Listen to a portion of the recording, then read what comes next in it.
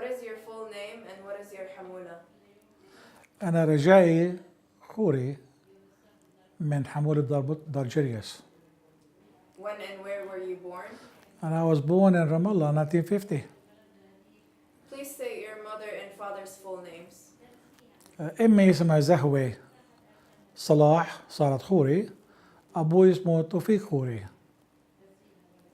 Please state your grandparents' full names on both sides. سيدي اسمه بطرس خوري وستي اسمها نجمة خوري. ومن ناحية أمي سيدي اسمه حنا صلاح وستي اسمها جليلة صلاح. What did your parents do for a living? My parents were both in the education system of UNRWA. My mother was a headmistress of a school for decades. My father was a school inspector with UNRWA for decades as well. Okay, can you talk a bit more about your personal memories of your grandparents? Yes. My paternal grandmother, Nijme, was the wife of a priest, a Greek Orthodox priest, with my grandfather, who passed away long before I was born. She was a very pious woman and a very good person. And she prayed a lot. She was very caring and very loving. And she talked to me a lot, especially at night before I sleep. I remember her stories, simple but very wise stories. I still carry the lessons of these stories till today. I remember having to fight my cousins to have her for lunch with me rather than with them. And I remember inviting her to sleep in the same room I do all the time. When I was 13, she was passed away. It looked like the world crushed around me, but like everything else, you adjust. But I do remember her very lovingly. My maternal grandmother, unfortunately, I don't remember her as well, because when I was growing up, she was not well, and she couldn't interact very well with me. So my memory of her is very vague. My paternal grandfather passed away before I was born, and my maternal grandfather passed away when I was 2. I remember nothing about him. Tell us one of your most memorable stories you heard from your grandparents. The stories I heard from my maternal grandmother are the only stories I remember. And there were numerous. She told me stories of the Ottoman occupation and the brutality of the Ottomans to the townspeople, especially the young men. And she told me stories of the church, which she was serving in. She told me stories of the British occupation or mandate. And she told me stories of the 1948 war and on and on. And she told me a lot of stories that I remember very well that shaped up my perception of the history of that time that she lived in. Can you elaborate more on the stories? Like, what did she tell you? I can tell you a lot about the stories, enough to fill a book. But to say it very briefly, the stories she told of the Ottoman army confiscating food, livelihood of the population here, the story of them imprisoning kids and taking them to fight as soldiers in their war, the story of them cutting trees that they depended on for livelihood to power their trains and their factories for the war. And I remember the stories of how when the British came, the population here thought that the British were the neatest and cleanest things. And her memories of that the British, instead of taking their food away, brought them canned foods and rice and bacon and things like that. So their memory and their perception of the British were those of cleaner than the Ottomans and providers rather than takers on the surface. Of course, now we know different, but perception is everything. What traditions did you practice while growing up, and do you still practice those traditions? What? Traditions. Traditions? Well, I'm a Palestinian Arab. My home is the home of a Palestinian Arab. the food we eat is either full-fledged Palestinian Arabs or a modified Palestinian Arab to today's needs. So the traditions of foods and cooking, of course, is something very important for Palestinian Arabs. We do that. Um, of course, we celebrate all the holidays of the time, and we celebrate the music and the songs. And when my daughter got married, she wanted everything to be done in accordance with the Palestinian wedding. When I got married, my wedding was a typical Palestinian wedding, even though it was in Milwaukee, United States, Wisconsin. So we do try to keep the traditions and cultures. Of course, the tradition of hospitality and giving and caring and helping others. Can you just, were you living in Ramallah? I lived in Ramallah until I finished high school. Okay. So describe your home in Ramallah. How many bedrooms, bathrooms? Did it have modern amenities? Did you share your room? When I was a little kid, before I was born even, my parents lived in Nazareth with my brother. And they migrated to Ramallah to live with their family after the 1948 war. I was born in 1950. For the first 8 years of my life, I shared a patriarchal home where my uncles and my parents and their families lived in a large multi-family home. It was a sort of a communal living, which till this day I remember with fondness because I always had my cousins and my uncles and my aunts and right there.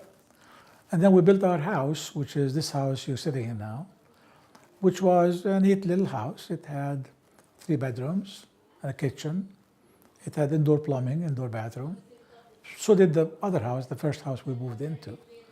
It has all the amenities of modern living you can ask for. Yeah, go ahead. And what part of Ramallah did you live in? We lived right here by the Manara. As a child growing up in Ramallah, what did you do for fun? Can you repeat that? As a child growing up in Ramallah, what did you do for fun? For fun? I was a very serious child. When I was a little kid, in sixth grade, Sophisatis, I had a chemistry lab. And I spent my time working in my chemistry lab. I grew up a little bit. I became a taxidermist. I was the only taxidermist in town. And it used to be a town of hunters. So you're talking about the early 1960s when I became a taxidermist. And I used to stuff and preserve the animals for all the hunters in town. Up till now, I still have some animals in this house that are from that era, that survived for 50 years or so. And I spent a lot of time in my lab in taxidermy, and I was a bookworm. I used to read a lot, study a lot. And I spent all my allowance and pocket money and the money I made from working on books and chemicals. And then I had some hobbies that were weird and strange for a kid like me. I liked to dabble with perfumes. I made perfumes as a child. I made some cosmeticals as a child. I burned my face trying to do a hair remover. At the time, I was about 14. I carried the scar until I was about 40. But this was my fun. Were you able to travel easily from village to village back then? Didn't travel much except with school trips and all that. You went to Nablus, Al Khalil, etc. on school trips, and science trips, and at that time it was not difficult at all. What was one of your most vivid memories of Ramallah growing up here? Probably in a cool summer evening, seeing the families of relatives and friends strolling around, having a walk in the streets of Ramallah, Shari' al-Muntaza and Shari' al-Iza'a, stopping along the way to chat with each other and having a nightly walk. It was our town. It was the families that you grew up with, the families you knew. And the town was impeccably clean. I still remember that. The municipality used to send the trucks to sweep and clean the streets every night. And the town was extremely clean. People were extremely cordial. I'd walk in the street, I know everybody, and everybody knew me. When the Arab-Israeli conflict began, what were some of the immediate changes you experienced? When what? When the war began, what were some of the immediate changes you experienced living here? I lived for a short period after the war in Ramallah. I lived through the war and for less than a year after the war.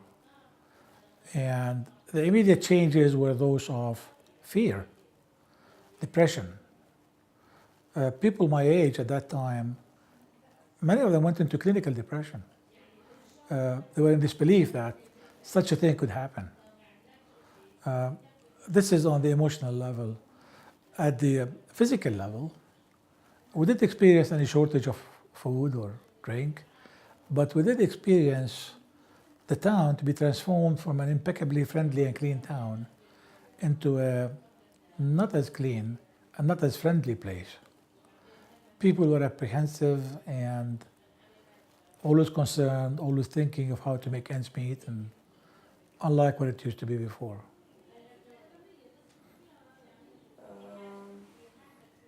So how long did you live in Ramallah during the conflict, During, the war?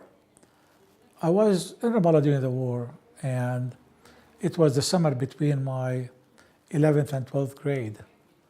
So I lived through the next school year.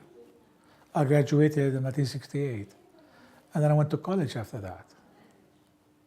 Here? No. I went to Lebanon, American University of Beirut for college. What did you and your family do to survive because of the war? If you look at the Ramallah homes, they're stronger than any fortress you can think. We lived in our house. We didn't do anything except being in the house. There were many bullets that hit the houses around, none of which had any effect except some scratches on the stone. The houses are built of stone. As for food goes, the Palestinian home always had some staples of sugar, rice, lentil, salt, and of these you can make many meals. We didn't have any shortage of food. We had enough to eat, and it wasn't long after the war that food supply was restored. Where did you go to school in Ramallah? French school. The first 5 years I went to the Catholic school, Latin, and then after 5 years I was transferred to the French school because the priest spanked me for not going to church on Sunday. My father wouldn't have it. My father was the son of a priest, but he believed, like I do, that going to church is your option, not the priest's option. And because he spanked me for not going to church, first and last time ever I was spanked for anything in school, he transferred me to the French school, and I thank him for that. It was a much better experience for me. Did you work? If so, what did you do? Work where? Like after you graduated? For school, يعني during school or? After school, you went to university, right? Yeah. Okay, after university. After the university, I went to medical school at the American University of Beirut. I became a doctor. And then I went to America to have my specialty. And I got my specialization. And then after my specialization, I went for a second specialization, which I did. And then a third one, which I did. So I have now, I'm a cardiovascular surgeon. I am certified by the Board of General Surgery, Cardiothoracic Surgery, and I'm certified by the Board of Venous and Lymphatic Diseases. I am a RPVI, registered peripheral vascular interpreter. So after that, I finished my education and started working. When and where did you meet your spouse? Did you know her in Ramallah? What's that? When and where did you meet your wife? Did you know her in Ramallah? I was hoping you won't ask that question because the answer is very funny. I met my wife in the sewers doing volunteer work in a refugee camp. We were doing volunteer work in a medical clinic, and we had kids that got infected with parasites. And every time we treat them, they come back in a few weeks reinfected with parasites. And we got a truckload of students from the university to cover the sewers. And some sand came in her eye, and she had contact lenses. And so they told her there's just this young doctor in the clinic that can help you. So she came to the clinic, and I washed her eye for her. And she could see, and she saw me. Does that answer your question? Yeah. Okay. When did you get married? We got married in 1970. I don't know the exact date because we have 2 dates for marriage, but we did get married in 1977, in August.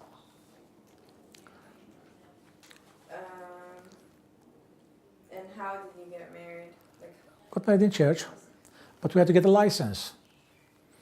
In Milwaukee, where my cousins live. So our church wedding was the 21st of August. Our official license marriage was 23rd of August because we had to wait for a week before they can give us a license. So we don't know what our wedding date is it 21st or 23rd? That's why I told you I don't know when we got married. and you met her here? No, In Ramallah? no, I told you I met her in a refugee camp in Lebanon, doing volunteer work in the refugee camp, in the sewers. When I washed her eyes and she could see me. Did you go on a honeymoon? What's that? Did you go on a honeymoon? We were supposed to go on a honeymoon, and this is the honest truth. We were planning to go on a honeymoon, but because they delayed us to get the license to be married, I took 2 days of my vacation. 1 week before the wedding and 2 days after the wedding, there was no time left, so I had to go back to work. I was a resident in training at the time. What is your occupation? What is your spouse's occupation? What's what? What is your wife's occupation? She is a doctor. She has a PhD in pharmacy. She started out by teaching in the university and doing research. She had a research lab of her own. Then the kids started coming. She didn't have time for that nonsense, so she took care of the kids. Kids grew up a little bit. Now she's back teaching in 2 universities. How many children do you have? I have 3. Can you say I have 3 children? You want the names? No, just say it in a full sentence. I have three kids, 3 children, 2 girls and 1 boy. Tell us about leaving for the U.S. When did you leave? And how did you go? And how was the journey? To the US. I finished medical school, and options open to me at the time. I was not allowed to go back to Palestine. Even though I had a Hawiyah, it was expired and they won't let me go back. So I had the option of staying in Lebanon and working, or going to have a specialty. And I decided to go have a specialty. So I decided to go to the US. At that time, in the United States, there was a shortage of doctors. And they were recruiting doctors very aggressively. So for me to get a visa was not a problem at all. And even the ambassador helped me fill my visa application. And my trip to the US was rather easy. It was just got myself on the plane and got there. Who did you travel with, and where did you land, and where did you settle? I traveled on my own, and I landed in New York. Then I took another plane, went from New York to Morgantown, where my brother lived. He was doing his training. And then my first residency or training program was in the University of West Virginia. How old were you At that time, when you traveled to the U.S.? I was 16 and a half, 17, like that. Yeah. No, oh, sorry. My math is wrong. I forgot so long ago. I was 26 at that time. Describe your feeling the first time you landed in the U.S. Well, I I grew up amongst Americans. I had a lot of American friends. Went to an American high school. And my family, a lot of them were in America. And so I was familiar with the culture and the location. I knew exactly what to expect. But I felt sad that I'm leaving something behind that I got used to. And like everything else new, you're a little apprehensive on what's next. But having left a civil war in Lebanon, the experience was both traumatic and a grow up, come on now experience. Nothing after that becomes important or big enough or important enough. Were your children born in the U.S.? Yes, the three of my children were born in the US. Talk about your immigration experience and living in the U.S. How easy was it to assimilate and blend into the American society? And did you speak English? I spoke English like I do now. I can manage with English. And for me, assimilation and blending in was not difficult at all for more than one reason. Number one, I spoke the language. Number two, I knew the culture. Number three, I had the experience of living with American natives, Americans all my life, both in high school. Many of my teachers were Americans, and in the university, or many of my friends and teachers were Americans. So it was not difficult to assimilate, acculturate, and get along.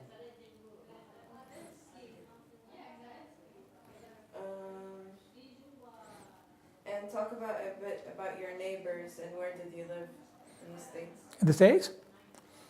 Well, at the beginning, the first few nights, I stayed with my brother and my sister-in-law where they lived. And then I moved to the hospital. They had a residence quarters. I moved into the hospital for a few days just to take call and see what the hospital was all about and all that. And then I was not married at that time. And that was basically me and my couple of shirts and couple of pants and a pair of shoes. So it was easy for me to move. And then I moved into an apartment.